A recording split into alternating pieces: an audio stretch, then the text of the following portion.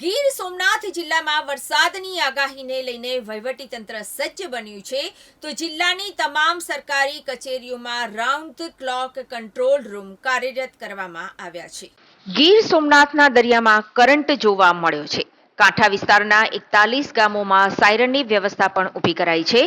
વરસાદની આગાહીને લઈ વહીવટીતંત્ર સજ્જ જોવા મળ્યું છે તો બીજી તરફ સરકારી કચેરીમાં કંટ્રોલ રૂમ ઊભો કરવામાં આવ્યો છે। દરેક તાલુકામાં 3 ક્વિક રિસ્પોન્સ ટીમ તૈનાત કરવામાં આવી છે અને માછીમારોને દરિયો ના ખેડવા માટે સૂચના આપવામાં આવી છે। ગીર સોમનાથ જિલ્લામાં વરસાદની આગાહીને લઈ વહીવટી તંત્ર સજ્જ છે। જિલ્લાની તમામ સરકારી કચેરીમાં round the clock control room કાર્યરત કરવામાં આવ્યો છે।